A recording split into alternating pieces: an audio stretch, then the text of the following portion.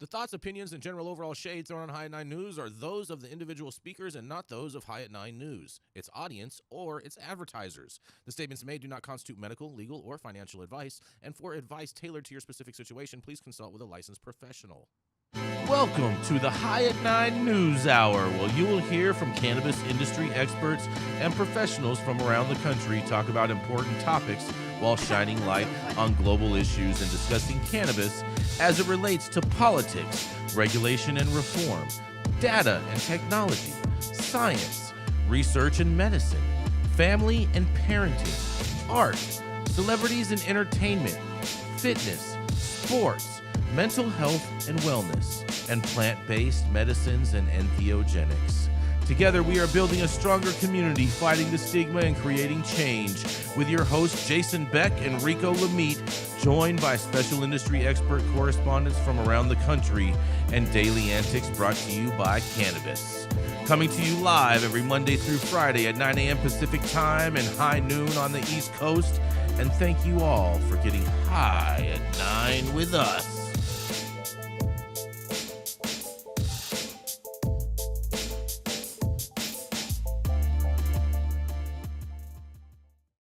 Oh, yeah. Good morning, everybody. Oh, yes. Oh, there we go. Good morning, everybody. That's right. It is Thursday, July 11th. And today is, that's right, you guys, the day after 7/10, National Hash Dependency Day. Today is National 7-Eleven Day. That's right. Free Slurpees for everybody that got too high yesterday. Yeah, yes. Jason. Slurp. Yes. Mm-hmm. It's also National Mojito Day for anyone that wants to slurp on something else. It's also All-American Pet Photo Day, so make sure you post all of your conservative pets. National. What happens if your cat's liberal, dude? Then your cat would probably have artificial dye in its hair, Rico, and PETA would probably be coming after the owners. Makes sense. Mm-hmm. Makes sense. It's also National Blueberry Muffin Day because we know there has to be an equal amount of blueberries in every muffin. National Rainier Cherry Day. And it's also National Nursing Home Day, you guys, because it is also National Cheer Up the Lonely Day today. What do you think about that, Dale? There's a lot of lonely people out there. Incels, people swiping right on their Tinder, and that's a good point. Yeah. It's also National Jail Mail Day, I guess. Then off from that, right? Lonely. Oh, I got my share of jail mail. Shout out to all the pen pals out there. But Dale, you have something to mention also that today is. Am I correct? Oh, yeah. Today's my baby girl Carol's birthday. She's 34 today. 7/11. I got 3 of my 5 born in July. I would have had a 4th, but he was taken early. Something about October. I don't know. I'm not a lover or a fighter, but I got 5 kids, and come in October made me pretty potent. Something. I think I was asleep during all that, though. Probably. Man, well, happy birthday to your daughter, Dale. High potency. Yes. You see, Jason, these conservatives trying to shut down all kinds of high potency shit. You can't shut down Dale. I don't know. I think it's the Democrats that are trying to put caps on potencies, but nonetheless. Thank you all for joining us and getting high at 9 with us every Monday through Friday at 9 a.m. Pacific and high noon on the East Coast. Big thank yous to our audience and tuning in and realizing what is happening in the developing cannabis industry. You can look up above or down below to see exactly where we live on the internet. And we are live every Monday through Friday on YouTube, Rumble, Twitch, Twitter, Instagram, Facebook, and on our very own website at www.highat9news.com. But kicking it off first, that's right, is the dope dad himself, Mr. Rico Lamitte, the Quasimodo caretaker, the baby daddy specialist, and the changer of all diapers. That's right. It is the dope dad himself, Mr. Rico Lamitte. Rico, sorry, no applause today. Adam is not in studio today, so no applause will be given today. I'll take my applause. There you go. How about that? There you go. How about that? Mm-hmm.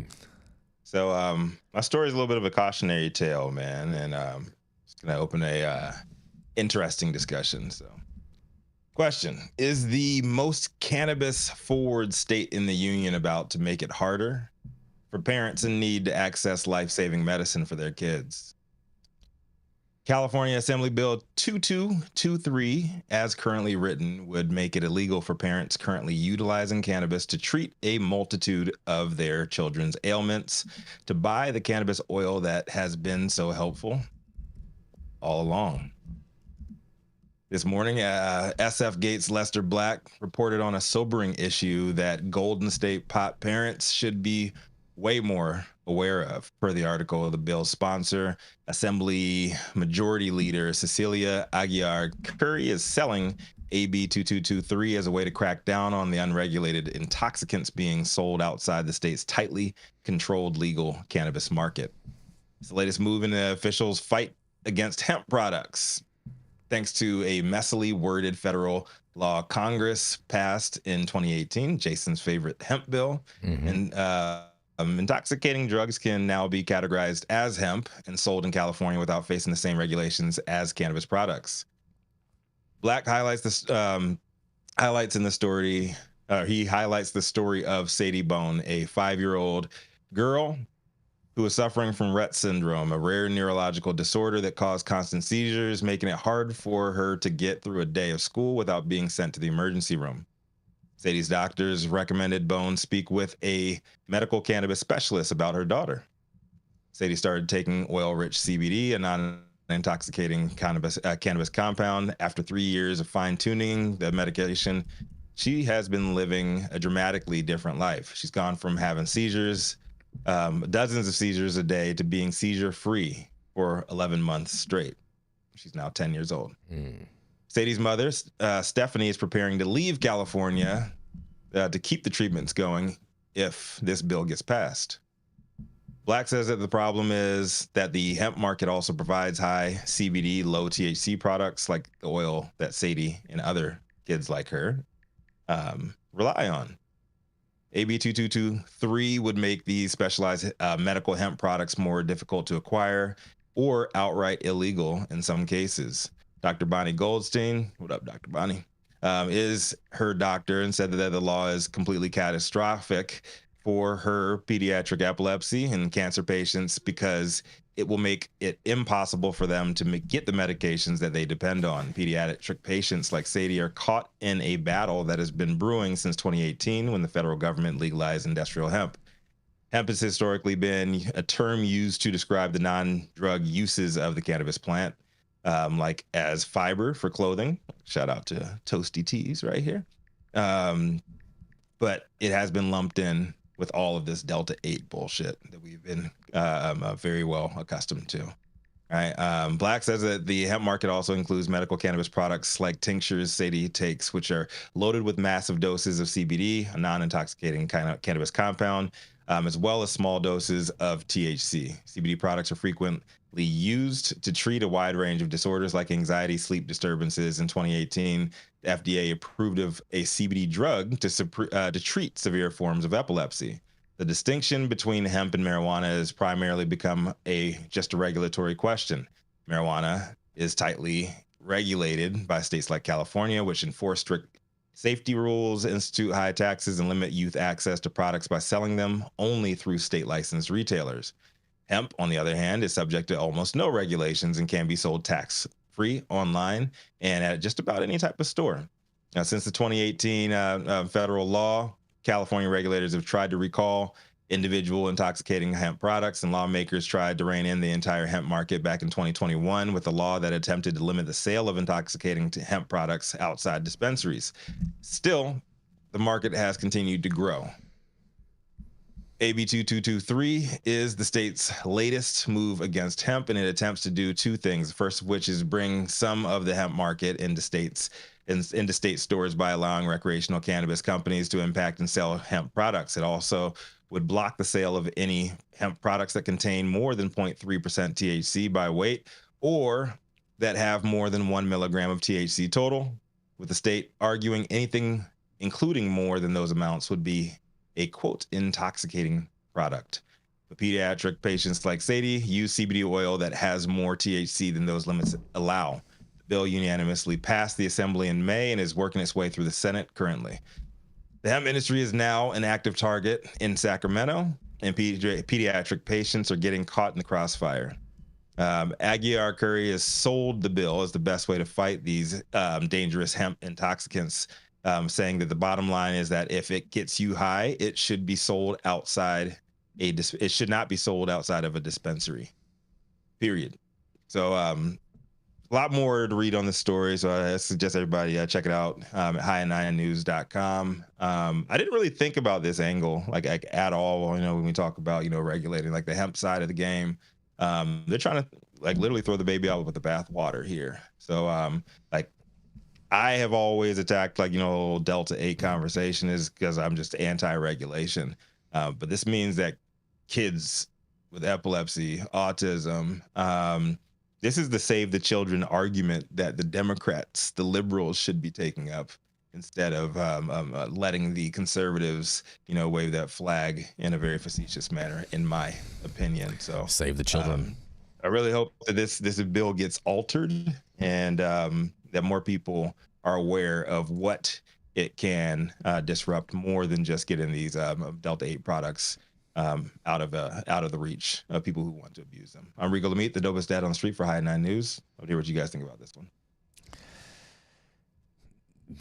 I mean, California's default position is to regulate everything, and they don't do it well. Mm-hmm. And the hemp bill left this gap out there, and I don't know how they haven't gone to the scientists and figured out what terms can be used to capture any and all tetrahydrocannabinols that are intoxicating and bring them in the system. They keep doing these incremental bullshit, and every time they do, you have victims from this. Mm-hmm. Children that really have these problems deserve our attention. Exactly. And they shouldn't be run through these ringers because someone's buying some Delta 8 at a Arco station or something like that. Mm-hmm. No, these kids need this, and the products need to be available, and ultimately it needs to be less difficult to get the licenses to be able to sell cannabis and hemp products without all the red tape and the taxes. Mm-hmm. I don't want to address that. Agreed. Yeah, I mean, I'm not surprised by this at all. In all honesty, I mean, everything in California is getting more and more and more and more expensive under all of this inflation. I'm not surprised by this at all. At all. Not one bit. I feel terrible for the parents that have to be burdened with this cost, especially when everything is so much more expensive, and the cost of treating a child with a medical condition, there is no subsidies that the government offers in regards for this, and so it's just a literally crying shame. Well, Bonnie's one of the top cannabis physicians in the world. Yep. And she treats a lot of kids with a lot of these problems. And as a parent, I mean, I've discussed this with many parents who have children, and it's an economic issue, but it's also a quality of life issue. Once you find that you can get a product in them, mm-hmm. the kid can take and will take and would take routinely, and then all of a sudden, well, I can't get it. Well, that is devastating to a family. The kids have seizure disorders, and you finally get them to where they can go to school, they can think, they can function, and all of a sudden, well, I can't get my product because some asshole in the legislature decides we're going to close some loophole, and my kid's out there twisting in the wind. Mm-hmm. They talk about how we're going to protect the children, but when it comes down to children you can identify with the problem, it's like, well, that's not a consideration. And it's just, practicing law in California, especially cannabis law, is so frustrating because everybody wants to throw a regulation at you to fix a problem rather than just backing up, letting people do this, make sure it's safe, get the hell out of the way, and stop overtaxing and overburdening these businesses to the point where they can't survive legally. Mm-hmm. Fair enough. I mean, Stone, you have, as my man Troy would say, man, open the damn market up. I mean, Stone, you zero common sense, Bill. You have kids, and you have a lot of experience with Delta 8, Stone. What do you think? The fuck off.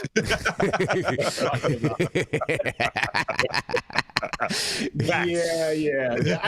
I don't know what the solution is, man, but there's got to be a way to do what they're trying to do without hurting the kids, and for this family to have to move out of state to continue to move out of California to continue to that makes no sense. Man. I mean, zero common sense. I mean, all throughout legalization, we've had medical families that have moved. We call them transplants for medical purposes. You know what I mean? Like moved. You know, and that was happening in the beginning of Colorado's legalization a lot. There were a lot of parents that were moving into Colorado just so that way they could find medicines to treat their sick kids. And so, I mean, and now it's like California, the breadbasket of cannabis.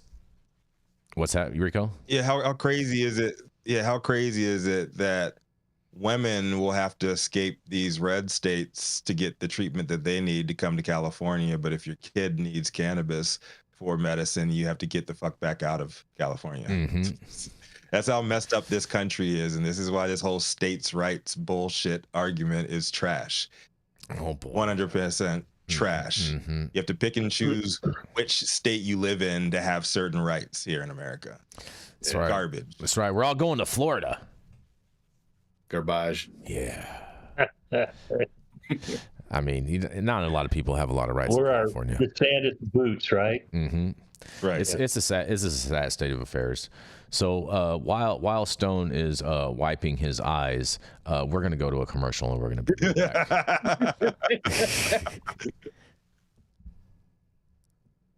Got to make Delta 8 available for everybody, right, Stone? Yeah. No. Bring the Delta hate. Come on now. Make Delta 8 great again. Yes. Oh, man, that was weird. Hey, you America. Do I look like Sean Connery?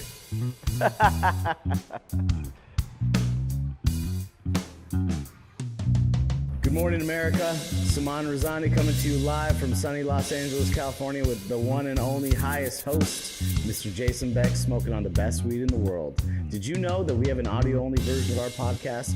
You can find it on Apple, Google, Amazon, iHeartRadio, and Spotify. No excuses in 2024. If you haven't checked us out, check it out now. And also, check out what the Prophet's doing in 2024.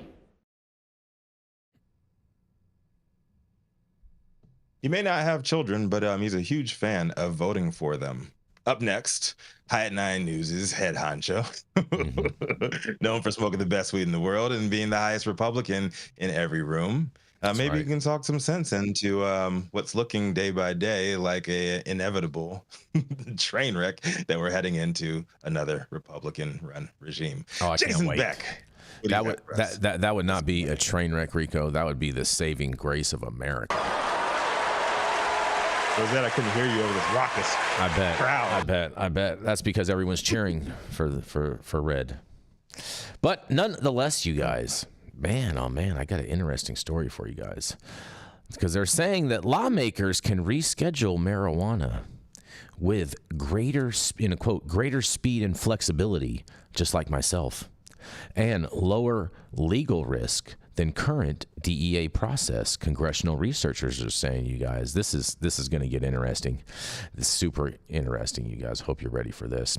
Congress can reschedule or deschedule controlled substances such as marijuana with greater speed and flexibility and a lower risk of a judicial challenge compared to administrative process that is currently underway, congressional researchers say. In a report published on Tuesday, the Congressional Research Service, the CRS, discussed the various mechanisms through which scheduling actions can be implemented, noting the comparative limitations of the process that the Biden administration is undertaking as it seeks to move cannabis from a Schedule 1 to a Schedule 3 on the Controlled Substances Act.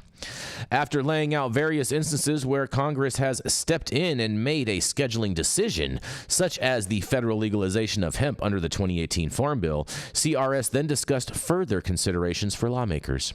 While the majority of past scheduling actions have been implemented by the DEA, Congress has broad authority to amend the CSA, including by scheduling, rescheduling, or descheduling substances, the report says, adding that legislation has been proposed in recent sessions sessions to change the legal status of marijuana and other drugs. And in a quote, there are several reasons why Congress might decide to schedule or reschedule substances via legislation, it says. For instance, compared to administrative scheduling, legislative scheduling may offer greater speed and flexibility. In an additional quote, administrative scheduling under the CSA proceeds via formal rulemaking, which generally takes months or years to complete. In making scheduling decisions, DEA is required by statute to make certain findings with respect to each substance's potential for abuse and accepted medical use. It continues that DEA scheduling orders, other than temporary scheduling orders, are subject to judicial review, including consideration of whether the agency properly applied the relevant statutory standards. Now, that's an interesting quote right there, because I did not realize that they could put a temporary one that's not subject to that. So maybe that is going to what may possibly the administration may possibly do. But nonetheless, we're going to continue with this article. To that point, it did take 11 months for the U.S. Department of Health and Human Services to complete its review into cannabis and make an initial rescheduling recommendation. DEA then completed a separate review before the Justice Department formally proposed moving marijuana to Schedule 3 with a 60-day public comment period open until later this month. Multiple parties have used the comment period to request an administrative hearing, which could further delay the issuance of a final rule, and lawsuits challenging rescheduling could also become a factor down the line. Congress, on the other hand, could reschedule or deschedule marijuana more quickly and with a lower threat of a judicial challenge, the CRS said. And in a quote, Congress is not bound by the CSA's substantive or procedural requirements, the report says. This means that it can schedule a substance immediately, regardless of whether the substance meets the statutory criteria. While scheduling legislation may also be challenged in court, the scope of judicial review of legislation is typically more limited than judicial review of regulations. It also says legislative action, in quotes, may be the only way to permanently schedule large classes of substances, such as fentanyl-related substances, given the intensive statutory requirements imposed on DEA under the CSA. And relatively, the CSA provides DEA with limited options for regulating controlled substances, the CRS says. They also say the CSA established Schedules 1 through 5, with each schedule carrying a defined set of regulatory controls and penalties for unauthorized activities. If DEA decides to control a substance under the CSA, it must place the substance in one of the existing schedules. The agency has asserted some authority to tailor controls to specific substances, but it cannot create new schedules or implement regulations or exemptions from control that are not authorized under the CSA. If Congress wishes to regulate a controlled substance in a way that it does not fit with the existing CSA framework or allow DEA to do so, it must enact legislation. Additionally, the report notes that while DEA is bound to consider certain internal treaty obligations when it comes to drug scheduling, those same commitments do not prevent Congress from exercising its constitutional authority to enact new laws, even when doing so might cause the United States to violate its treaty obligations, end quote. Certain GOP lawmakers have contended that the United Nations treaties to which the U.S. is a party should mean that marijuana cannot be rescheduled as proposed. The Justice Department's Office of Legal Counsel, the OLC, has addressed that issue and concluding that the government can satisfy those treaty obligations even if it moves marijuana to Schedule 3 with proper regulations in place. Meanwhile, although lawmakers have proposed rescheduling and descheduling marijuana as part of a variety of bills, others more recently have attempted to prevent administrative cannabis scheduling changes. A spending bill that advanced through the House Appropriations Committee would intact that restrictions, for example. GOP senators have separately tried to block the administration from rescheduling rescheduling cannabis as part of a standalone bill filed last September, but that proposal was received a hearing or vote, including such a ban in key annual spending legislation is a way for opponents to force the issue forward. It's far from clear that the Democratic-controlled Senate would go along with that proposal, however. And the Appropriations Committee is also directing the Biden administration to account for how it arrived at that decision to reschedule marijuana. That's a story we covered yesterday on High at 9 News, while also expressing concerns about cannabis-impaired driving and the market for intoxicating hemp-based cannabinoids, you guys. Well, I mean, this article is pretty much stating mostly of the obvious, which we have always said here on High at 9 News, is that Congress can deschedule or reschedule cannabis, and it would be much quicker and face much less legal scrutiny. But nonetheless, I can't wait to hear what you guys have to say about this. And I'm really interested in this temporary thing, and I have a feeling that that's what the Biden administration may be going after. But nonetheless, it's Jason Beck for the High at 9 News Hour. What do y'all got to say about this? All right, so this is the struggle between administrative state and Congress, or the legislative bodies in each state. And when they took away the Chevron doctrine, the Loper Bright. Thank God they did that. Yeah. Well, but what I think's coming, Jason, is that the Supreme Court is ready, willing, and able to rein in the administrative state, administrative law proceedings that take place in these agencies. And they want real courts to step in when there's decisions to be made that involve people's rights substantially. And if there's questions about what power Congress gave you, it should go to the courts or back to Congress. And for those of us who have fought with the DEA since forever, you know that they are the ultimate drag your feet, piss you off, not do anything that you want them to do. Even the courts can't do anything to them because you never get anything other than, oh, do you have the next step in the administrative process? We're going to force you to take it. No one ever looks at them and go, hey, what you're doing is unconstitutional. Get the fuck out of here. I hope that this court gets a case where it can further unravel some of these administrative law feet-dragging processes that just frustrate the hell out of those of us who have to appear before them, and you just can't get shit done. Yeah, big shout out to Justice Clarence Thomas. Oh no, fuck Justice Thomas. But anyways, haters. That being said, this story is basically saying that Congress says that they did their own research and found that they are the ones that can get or descheduling done. Well, I think you want to. Well, no, this is not actually Congress. This is Congress's advisory panel. This is a group of staffers that came to this realization to make sure that Congress is aware that they can move in this manner. Yeah, I mean, this is like any and every damn rapper in the world claiming to be the best. Y'all might have had a banger or two, but the complete body of work does not support your claims.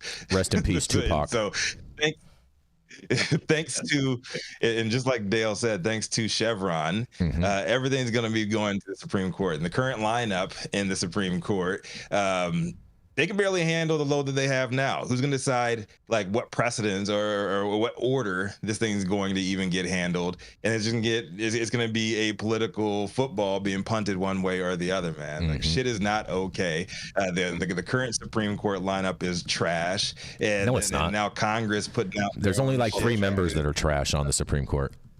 Get out of here, dude. This is garbage. Just get out of Congress can't get anything done. How are they gonna now? They're gonna step up and reschedule cannabis. I'll tell you what. I have a crystal ball. I have a little crystal ball here, and now after reading this article, I know exactly how this is going to happen. It's certified crystal. Certified crystal. Yeah, baccarat crystal. Swarovski. Yeah, Swarovski. Yeah, all of that. Yeah. So basically, this is what's going to happen. The Biden administration, since they know they can't really do this, is going to put cannabis as a Schedule III drug on a temporary status, since that's something that they can enact, and therefore punting it to force Trump to do something on it when he is the president, to finalize that type of temporary witness and whatnot. So they're going to ultimately force Trump to do something, and hopefully Trump will deschedule cannabis and direct Congress to get something to his desk once he's the president. But that's what I ultimately believe is going to ultimately happen. And the Democrats are going to try to say, hey, we can only do the temporary thing now, so you need to make sure that you vote Democrat so we can finish our job, and da-da-da-da-da, and da-da-da. And they're going to use it as a total fishing line to try to lure voters to vote for them. I don't even think it's that big of an issue for them to even. Oh, 100% is 100% is. You have a voting initiative going on in North Dakota. You have a legalization initiative going on in Florida. Those are two states that Democrats would definitely want to take control of. And data shows that in states with legalization bills on the ballot, that it turns out more Democratic voters, even the dead ones. Especially the dead ones. But ultimately, this is not an executive decision. Congress has the constitutional power to make these decisions. They can delegate certain things to the executive branch to go out and enforce, but the executive branch and their administrative processes have just grown into just a huge beached whale. It's impossible to deal with them anymore.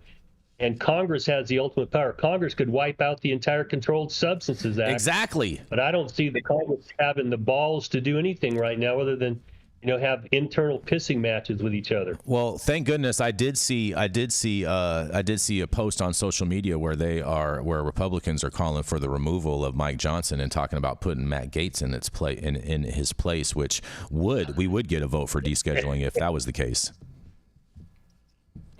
Yeah, well, if that's the most important thing in your world, great. I mean, there's lots of important things in my world, Dale. There's some nut jobs in Congress right now on both sides. Yeah, I agree with that. One of them. I agree with that. Matt Gaetz is not a nut job. He is a champion for freedom and liberty. Yeah, he's a champion for freedom to do whatever the fuck you want with whoever you want, I guess. Whoa. I guess he's a big Drake fan. You're so stupid. So stupid. He's way more of a Kendrick Lamar fan.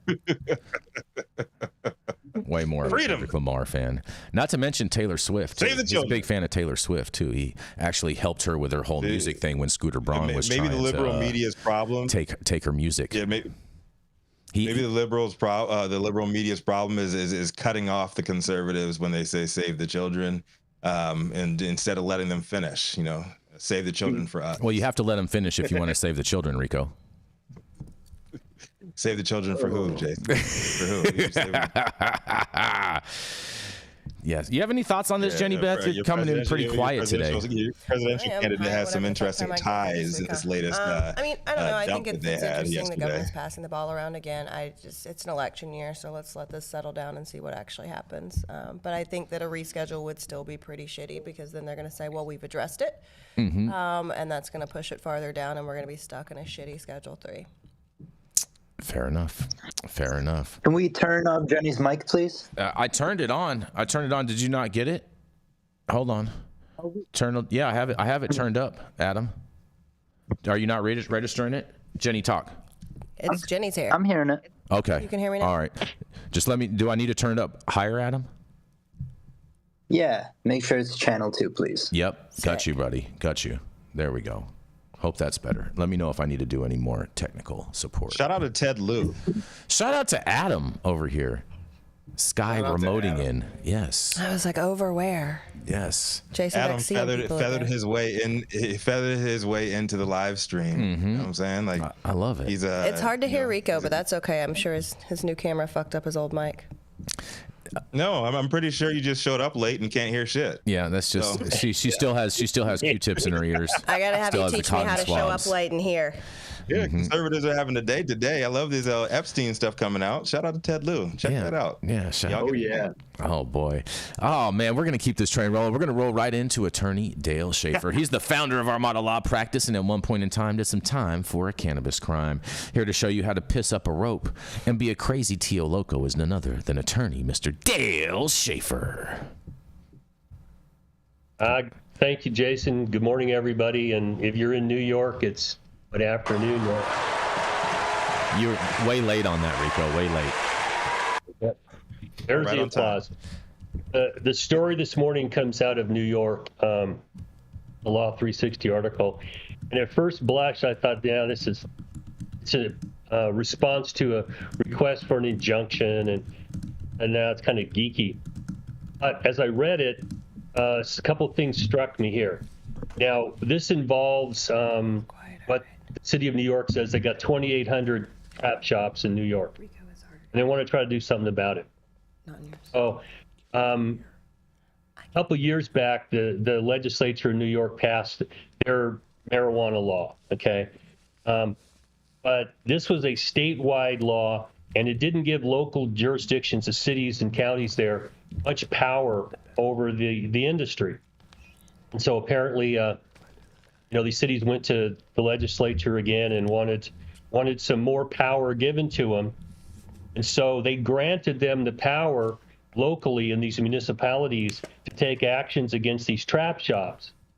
And New York has taken action by issuing summons. If you're a trap shop, they issue a summons that tells you you're a trap shop, and now we're going to take action against you. But they vested the sheriff with the power to go in and close you down without any judicial involvement. That's what caught my attention, because I've tried a lot of cases in administrative courts, and they typically are limited. Judges are attorneys who are may or may not be versed in the law, and evidence is allowed in there that you would never get into a court. And one of the things that's allowable is to go get an administrative warrant. And due process in this country, the Constitution requires that you have notice and an opportunity to be heard. And there are circumstances where the courts allow police officers to take action under exigent circumstances by themselves, but there's only so far they can go before they got to go back to the courts and get approval to go out and execute warrants and do things like disturb people's rights without a court being involved. Now, one of the things that we're seeing out of our Supreme Court right now is a desire to rein in the administrative state. This case was filed in federal court in New York, and that gives you a direct pathway right up to the appellate court into the Supreme Court. And I expect that whatever happens here, the city of New York or these trap shop owners are going to go in and argue that this is too much power to be given without court involvement. And what appears to have happened is they went out and did some inspections of these trap shops, gathered up evidence, and then without going into the administrative court for an administrative warrant, sheriff issued an order which closed them down. Now, that's preemptive action without court involvement, and it typically has to involve exigent circumstances. In this case, they're trying to argue that those circumstances involve public health and safety because these trap shops are too close to schools, things like that, or they are actually doing some manufacturing inside the facility that makes them a public health risk, authorizing the sheriff to go in and close them down. And I'm just here to tell you, this reeks of unconstitutionality. And in the climate we're in right now, where the United States Supreme Court seems willing to go rein this in, I wouldn't be surprised that this case or something similar makes its way up, and they issue some order that this exceeds the administrative law system's authority to go in and preemptively take away people's rights without having a hearing, violation of due process. Now, when it comes to these injunctions, I don't expect that a court's going to enjoin the local sheriff in the way that these people want. They want their permits to operate again, and I don't see that happening because they can't say what they're doing is legal. But as far as asking them to find this to be unconstitutional and to enjoin the sheriff from doing it anymore without going to a court first, I wouldn't be surprised to see something like that come out of this. Injunctions are hard to get. You've got to show that you've got irreparable harm, that the balance of equities is on your side. And I just don't see that here for these trap shop owners. They're engaged in illegal activity. They won't even bring up what they're doing because they know that what they're doing is illegal. But I think the argument that you should not invest the law enforcement authorities with this kind of power without court intervention, I think that's going to get some traction. Now, California's had to deal with this for a long time. They threw it to local jurisdictions to go through permitting and zoning, and I mean, there's all sorts of battles. But no administrative agency was given the authority to go in and shutter a business without some court intervention in California. And so I'm hoping that somebody stands up and tells the sheriff, you don't have this kind of authority, you've got to go talk to a judge. And then after that, we'll deal with it in court. I'm going to throw this back at you all for what you think about this. But I think the pendulum is swinging towards the court stepping in and reining in some of the exercise of power outside of the authorized court systems. What do you guys all think about this? I am so shocked right now, Dale, that the state of New York is using powers that it doesn't have to prosecute its citizens. I am so shocked by this right now. I have never heard of anything like this ever happening before. Yeah. Well, this is the cheap way, and in most cases, the government wins in administrative law proceedings. It's a frustrating thing when you go into these proceedings. And so rather than using the criminal system, if you're engaged in illegal activity, go get a warrant and follow the criminal system. But what they know is everybody gets a lawyer. You go to court. The court is not going to just allow you to do what you want to do. In administrative proceedings, if you give people notice, hey, you have 48 hours, you have 4 days, whatever, to close this down, or we're going to take action against you, and then have a hearing at that point. I think that's a safer way, but that's more expensive. They don't want to do that. They want to cut right through all this, be as cheap as they can. And, you know, our Constitution does not have, let's be cheap for the government as any part of it. There are rules that restrict the government from doing shit, and they just continue to want to keep doing it. And I just hope they get spanked a little bit here. I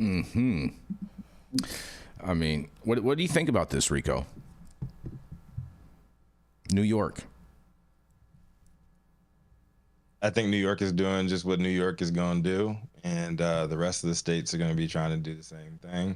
This is a disturbing trend that continues in America, and of course they're going to defend their actions on this bullshit.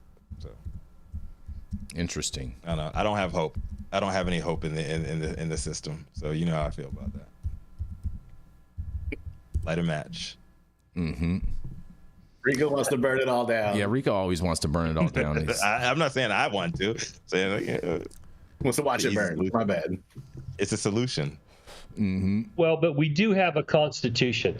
As much as people want to jump up and down and think that this court is doing horrible, terrible things, if you read the Constitution, each of the three parts of our government have certain amounts of power. That's now been taken down to the states, and each state has delineations and separation of power. The legislative body makes laws, the executive body enforces the laws, and the courts step in to make sure those other two bodies aren't getting out of line. And I think if we go back to some of that, it'll be safer in this country. It's going to be more expensive. It'll be more frustrating. But the administrative state has grown to a point where it is just an overstuffed beached whale. It's hard to get anything out of them, and it's just very frustrating. I love that analogy, Dale. What do you have to say, Jenny? I was waiting on Dale to say bullshit. I mean, I don't know. We're going to see what happens. Bullshit. There it is. It's bullshit. I want to cut to the action.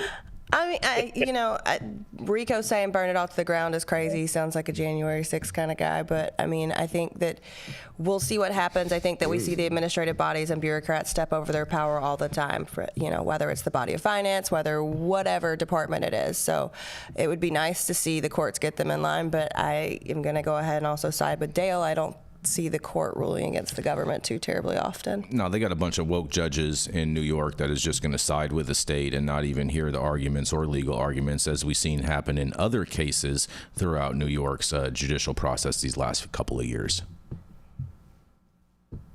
It's already burning. It's already. He's like, we just need some kindling and some lighter fluid, and it's ready to go. You know what I'm saying? I'm starting to really empathize with Rome. Because this must be what it felt like. Everything is fine. Everything is fine. It all burns down, and you're just wondering why you were not the one that lit the match. Control your destiny, ladies and gentlemen. Sad state of affairs. Any thoughts on this, Stone, before we go to commercial?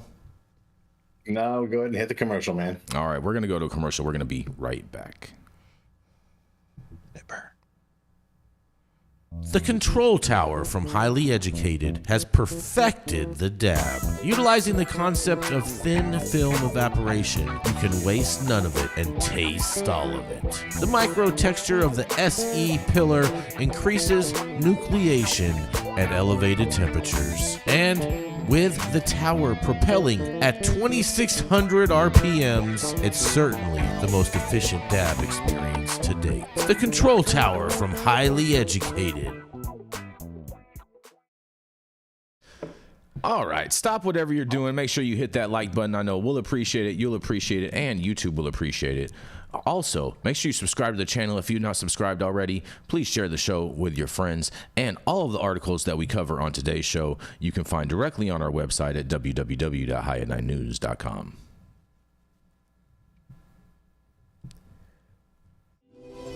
I'm Jason Beck, and this is Smokey Vanilla. And if you want to feel as good as I look, then you need to get a stretch and smoke with Smokey Vanilla. Hi, I'm Smokey Vanilla. I have my bachelor's degree in kinesiology, and I'm a sports massage therapist and stretch coach. I focus mostly on individuals that are in sport with chronic pain or injury. I love to intuitively create and customize a session based on the individual that I'm working with. We'll go over a few postural assessments, work together to create a wellness journey based on the health history, past injuries, or anything still affecting you today. And we'll get you back on your feet right away with less pain.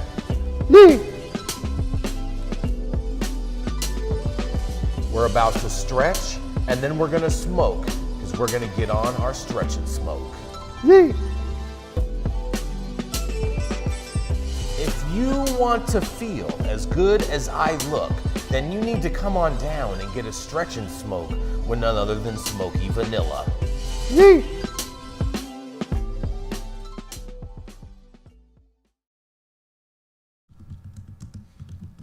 Oh, yeah, folks. Coming straight out of Austin, Texas. A land riddled with Delta 8 dabs, sessions, and spray pack flea markets. This multi-generational deadhead went against the grain, and he hit the high road. Ended up on a top daily news show, talking about cannabis and all the progress and the good things that it does outside of his deep red state. Coming to the stage, y'all know who it is. The man, the myth, the legend, Stone Slade.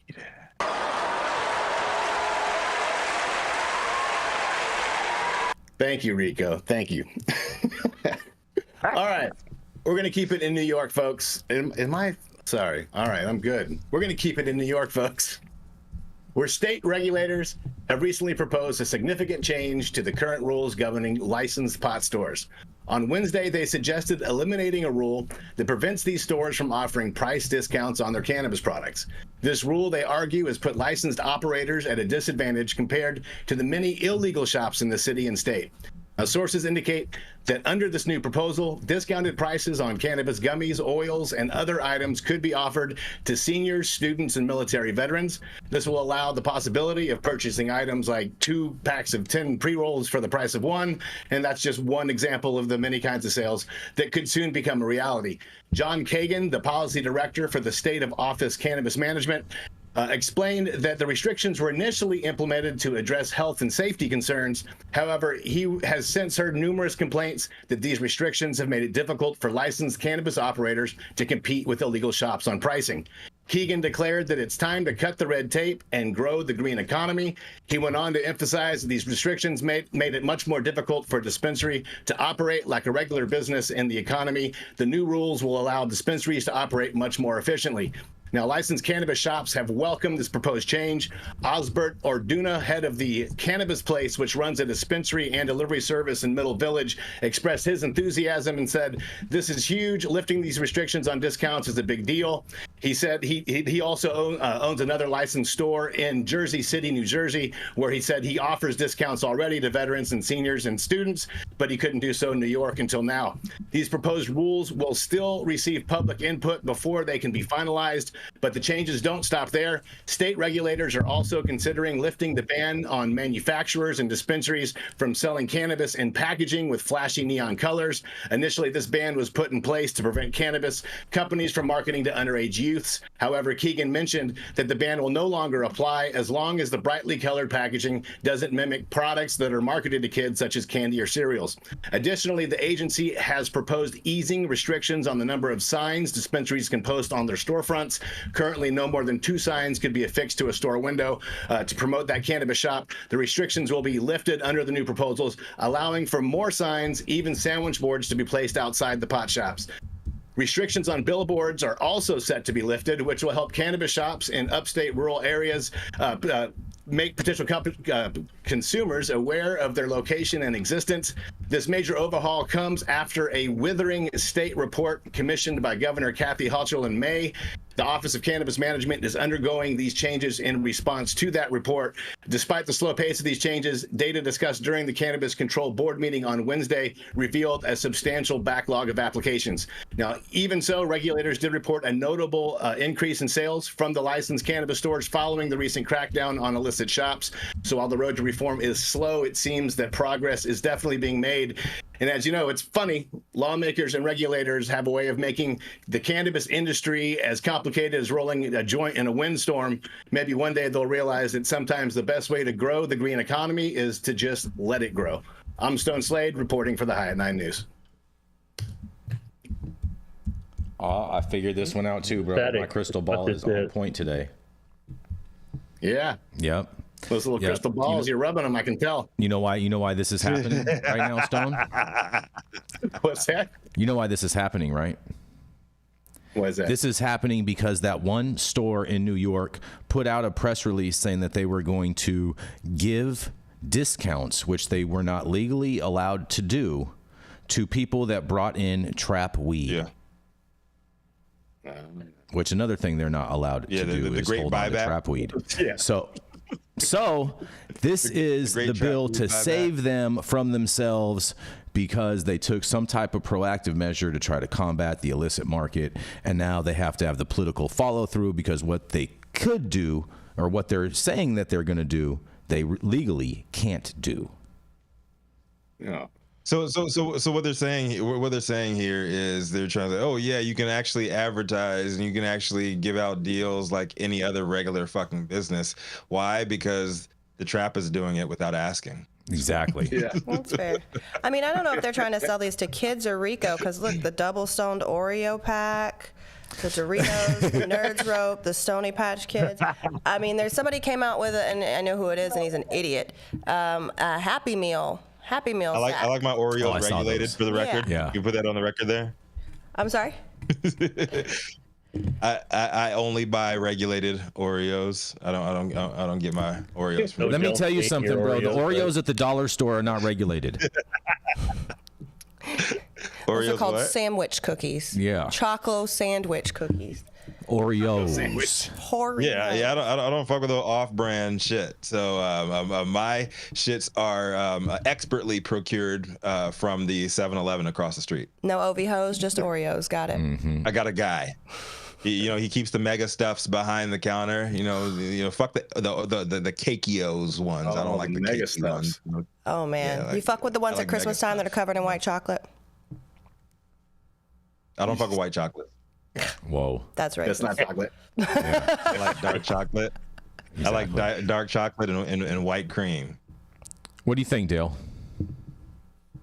Well, this is just more of the regulations from the state that are over-regulating, and they're just not getting the message from around the country that putting something in a brightly colored package does not ipso facto mean it's being marketed to children.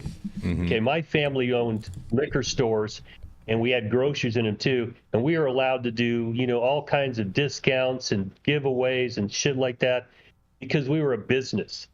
And they keep treating us like we're selling heroin and we're marketing to children. It's just disgusting, because no one really believes it.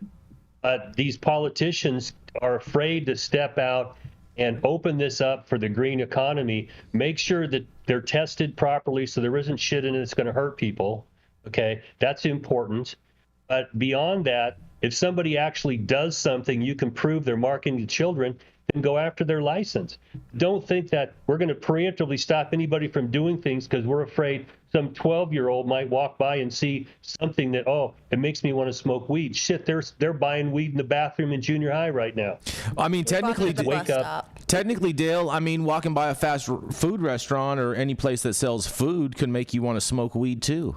That's true. I mean, I think that it's not the reason why we can't give weed is not, to protect anybody. It's not a reason. It's because they want their tax revenue. Yeah, they want the tax revenue. It's government theft. Finishing each other's sentences. Yeah, I mean, they want taxes. We're so heavily taxed on it. There's LA's got a 2% on gross. Then there's the state tax, and there's everything else. They want to make sure that they get their taxes. That's why we're not allowed to give weed away. But I think, when we're looking at the packaging, I'm going to go ahead and also kind of argue this. Mostly, it's not regulated companies doing it, but they are fucking, whether or not they're marketing to children and that's the intent is, up to debate. But I think it shows a gross lack of creativity. Like, if the best you can do is put Skittles in a bag that looks like it's got actual Skittles in it, just go back to the drawing board. Your marketing fucking sucks, and you're completely unable and incapable of branding your product in a way that makes it appealing, probably because the weed inside is doo-doo.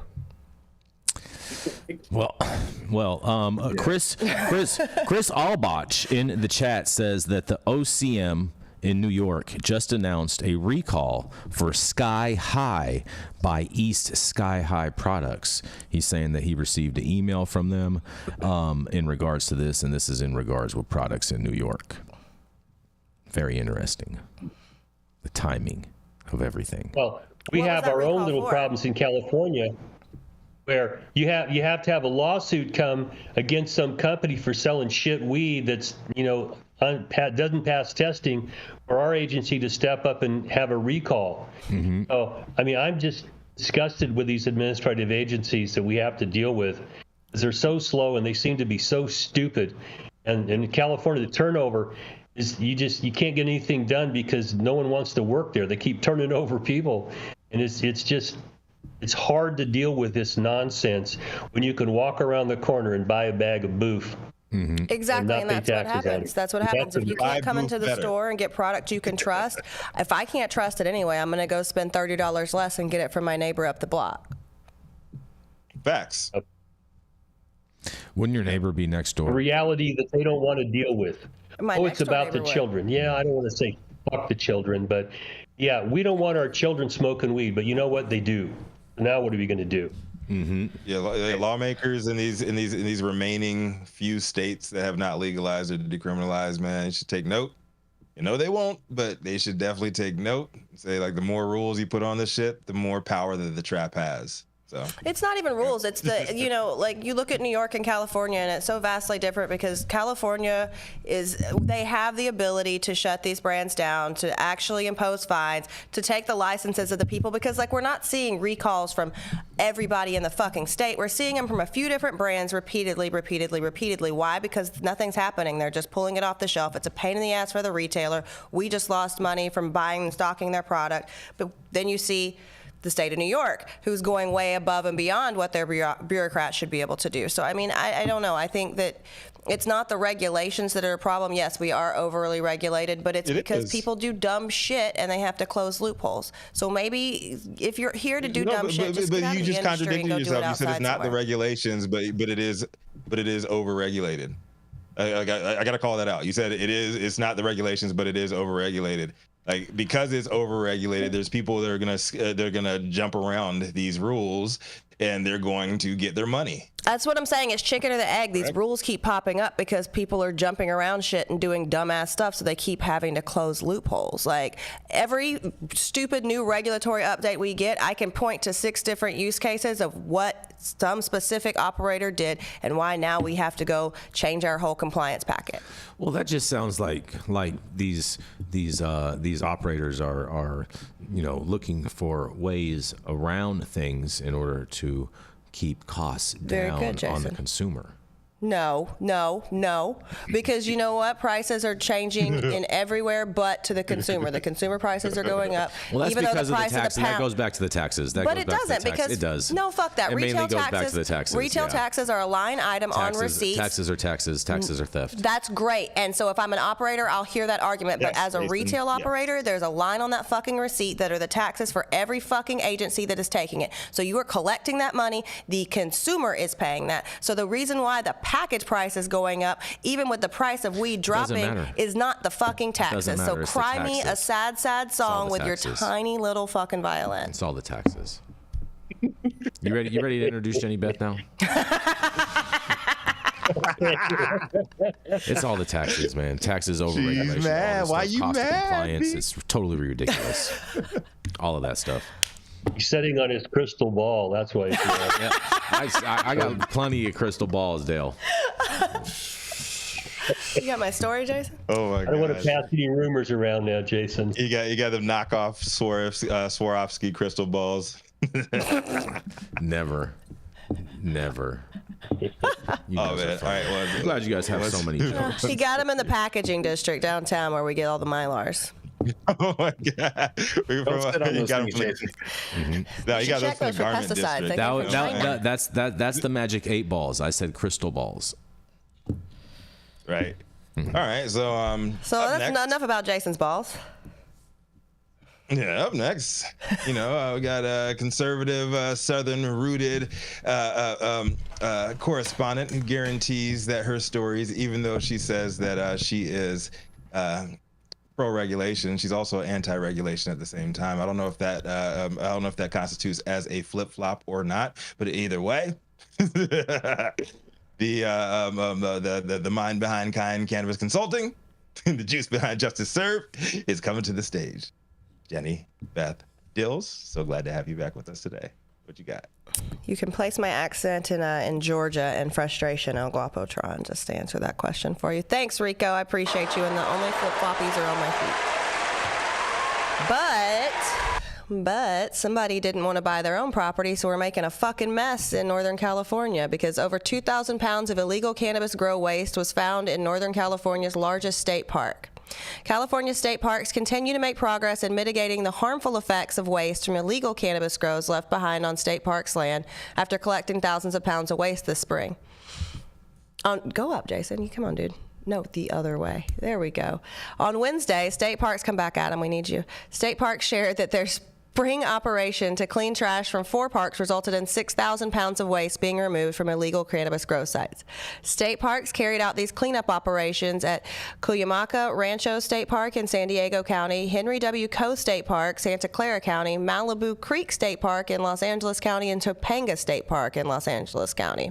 Henry W. Coe State Park is the largest park in Northern California at 87,000 acres, and members with the Cannabis Watershed Protection Program, CWPP, pulled some 2,200 pounds of waste from the park. This is the largest amount of waste pulled from a park during the springtime cleanup. Waste was found in the area of Coyote Creek and Parjaro watersheds, a very remote area of the park. State Park said the remote and rugged nature of these grow locations makes it difficult to remove the waste and requires the need of helicopters to lift out the waste. Some of the waste includes toxic chemicals like banned herbicides and pesticides, invasive species, and the destruction of native plants and wildlife. Since its inception in 2019, the CWPP has removed 29,000 pounds of waste from 84 grow sites. Those cleanups include the removal of 32,500 cannabis plants, 3,600 pounds of fertilizer, 200 hazardous waste items, and over 6 miles of irrigation plumbing. Even with the eradication of over 80 illegal grows, CWPP estimates there are more than 400 illegal grows on state park property. I think that's gross.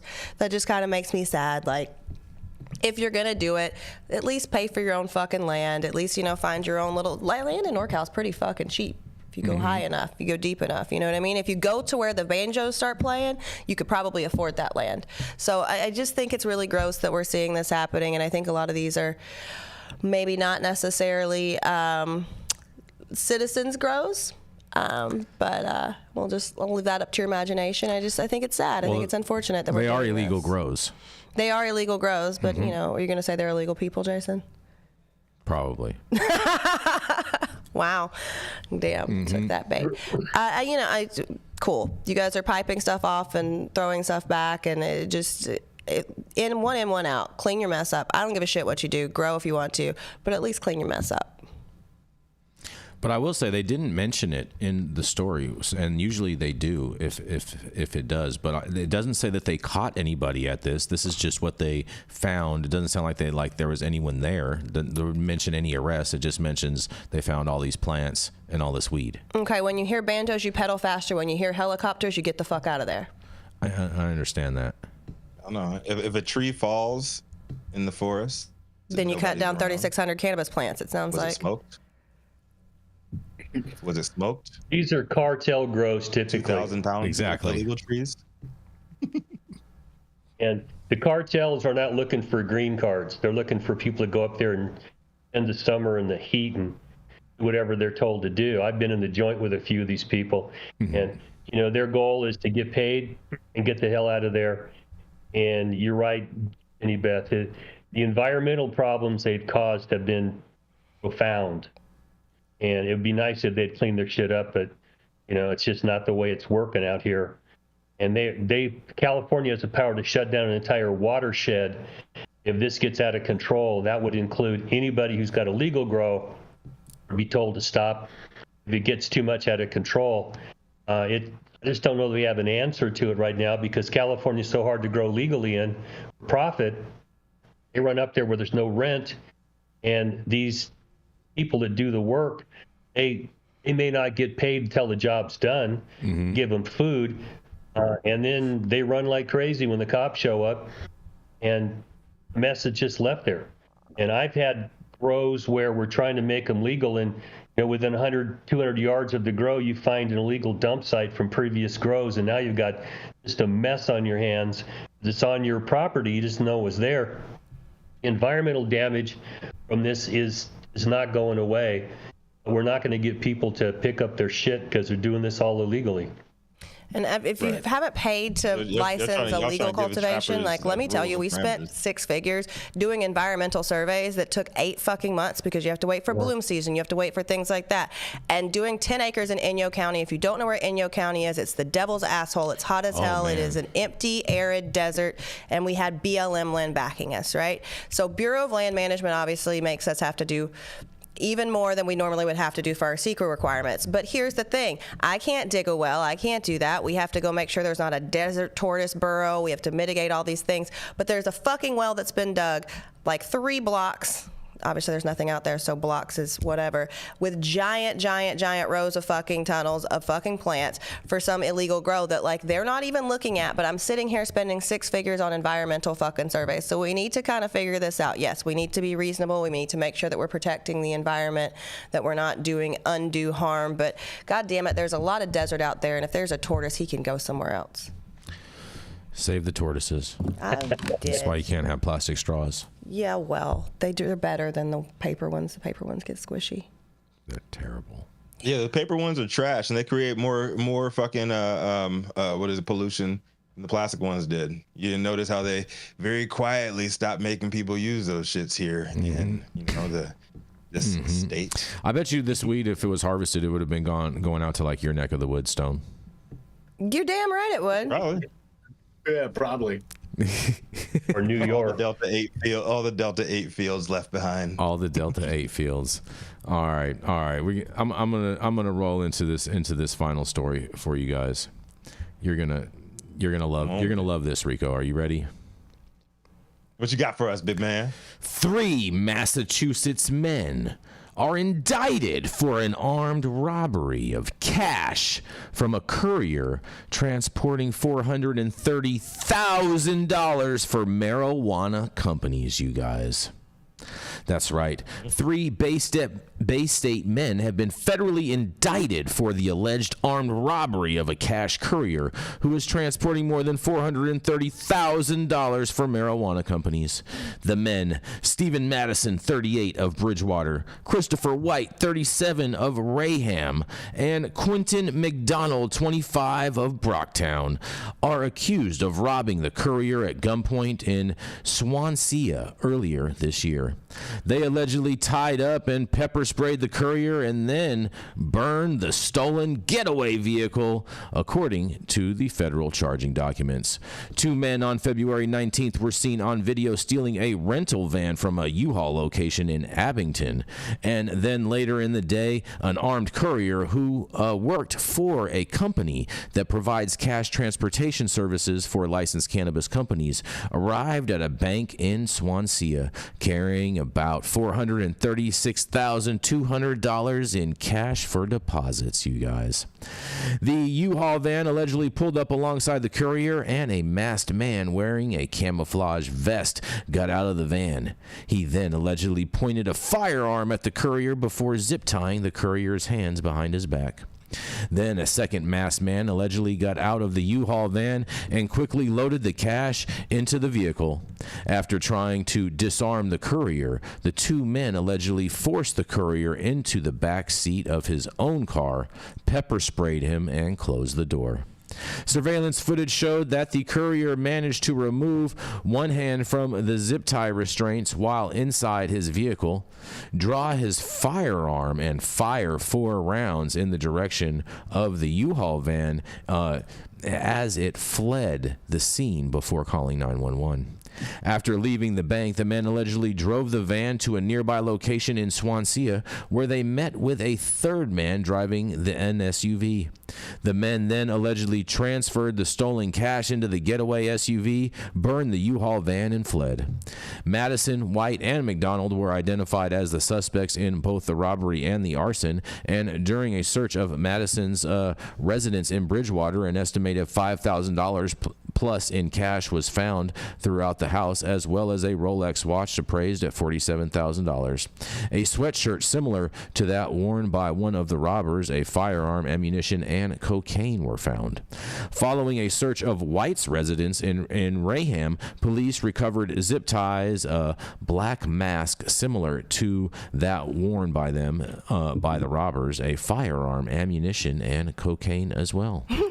And the men were each indicted on 1 count of robbery interfering with interstate commerce, commonly referred to as Hobbs Act robbery, 1 count of conspiracy to commit Hobbs Act robbery, and 1 count of arson and property used in or affecting interstate commerce, and 1 count of conspiracy. Madison and White were also indicted for brandishing a firearm in the commission of a crime of violence, and 1 count for being a felon in possession of a firearm, and a count of possession with intent to distribute cocaine. Just if that for the icing on the top. All right, masks, zip ties, cocaine. Are they going to BizCon? Oh boy! Oh man, This sounds like a conspiracy. I'm sorry. Leave it to me to. Sounds like they're going to the Capitol. On January 6th? Whoa! No, they were not doing that. They're partying with Hunter Biden, you know. But I think, I want to know who the guys in the courier truck were, because you somehow slipped your arm out of a zip tie last second to fire at your friends as they're speeding away with the cash you're about to get a cut of. I don't know. I feel like this is a total inside job. I feel like. Yeah. Usually I feel like this is an inside job. Well, it's definitely inside job. And absolutely. You think? Yeah, it's kind of like, I don't remember what movie it was, but he's like, when the courier is like setting the dude up to rob him, he's like you should punch me in the eye so it looks more legit. You know what I mean? Da da da da. I feel like that's what that was all about. Literally, you pepper sprayed him. Why didn't you just shoot him? If you're willing to burn shit down and steal a fucking $500,000, I'm pretty sure you'll probably shoot somebody, and you already possessed a gun. So why just use the pepper spray when you're in an enclosed space and it's gonna get on you too? But also, this doesn't make sense, because we know that banking regulations require that the money be deposited in the Federal Reserve, and then there is a check taken to those bank accounts, because banks will not take in direct cash from cannabis companies. So if they were taking this to a Federal Reserve somewhere to make that deposit in the proper place, there would have been guys with bigger guns than these 3 yahoos with their can of bear mace. This is a total inside job, I feel like. 100% it is. Maybe they let them do it in Massachusetts. It's different out there. Shout out to the C Word with a big old super chat. He says the THC geniuses at Ridgeline and Arcade Fire personally ensured that I would not be up by 9. Come celebrate SF Hash Week. So make sure you go and check out SF Hash Week if you can. Yeah. Check that out. Check it out. Yeah, I gotta agree with you, Jenny Beth. This sounds a whole lot like an inside job. But what do I know? Just speculating. Can I get the names of the armored truck driver? Is he single? Is he listening? But hold on. It sounds like this guy blew his whole load on a Rolex watch and only had $5,000 in cash left. Good, then he's a sugar daddy. They don't need no sugar. He had $500,000 in cash. No, when you break that up, there's let's just say they got just under $500,000 in cash. You got 4 people. It already sounds like involved. I'm pretty sure there's at least 1 or 2 more. So let's just assume everyone got $100,000. Then I'll keep it safe for him while he is in the federal depository for people like himself. Promise, we'll all be there. But it's sport, Jenny. MacGyver, the armored truck driver, Angus MacGyver, got out, slipped out of these zip ties and just being a true American hero. Yeah. I keep on getting the movie playing back in my head from the scene from Reservoir Dogs not Reservoir Dogs, from Usual Suspects. Motherfucker. Yeah, motherfucker. Exactly. And also too, when he has the stocking over his face doing the same thing. All right. Well. Was that Benicio del Toro? Yep, exactly. Yeah, when he's throwing him in the armored truck. Jason? Yeah. There we go. This sounds more like that. What was the family meet the whatevers? They were traveling around in the busted RV, pretending they were a family of 4 and robbing banks. I don't know. I haven't seen that one. We're on that level. I'll get it to you. All right. You ready, Rico? But thank you all for joining us for yet another episode of High at 9 News. You can catch us live weekdays, 9 a.m. Pacific, high noon on the East Coast. Big shout out to the super fans getting their comments posted live on the big screen and announced live by the team. The C word. Yes. And a place to be today. Do we have any others today? C word, bro. C word. Shout out to the C word. Much love. I'm gonna get some Wagyu today now. I'm excited. Yeah, I said the C word. Do we have any others? Huge shout out to the C word, everybody else, and our live audience and online supporters catching us across all media platforms, tuning in each day to the headlines of chaos, also known as the developing cannabis industry, to our vetted correspondent team tuning in from all over, bringing us much needed variety of perspective and your respected opinions to the table. Our production team, Cloud Media Partners, the sponsors keeping the lights on and AV struggles to a minimum. Adam coming through in the clutch today. You know what I'm saying? Like from afar, Ghost in the Machine, all that shit, man. You ain't got to be on the scene to make his mark. That's my guy. It has been Thursday, July 11th, 2024. The show's over. You've all been blessed with the top industry headlines. Hope it is enough for you to put in your pipe and smoke at least until tomorrow. I got a little bit of a hash hangover myself, like the rest of you guys. But my name is Rico Lamitte, the dopest dad on the street for High at 9 News, cannabis industry's number one daily news show. You got something, Jason? Yeah. We threw up a little special video in regards with 710 yesterday, and I got on the phone with one of the inventors of the 710 holiday, and he wants to make sure that everybody knows that we're not referring to it as 710 anymore. We are now referring it to as Hash Dependence Day. Hash Dependence Day. Yeah, you can hear the whole conversation. You can go see you can go see it all on you can go see it on our YouTube channel. You can see the whole conversation upon hash. Okay, are we dependent upon hash now in this great republic? Sounds like a pretty shitty narrative when we're trying to push through Hash Dependence Day federal policy, but okay. You can't smoke hash all day if you don't start in the morning. All right, goodbye. Here you do. Stone Slade, take us out today, man. What you got for us? Oh man, just thanks everybody for watching and bless you all.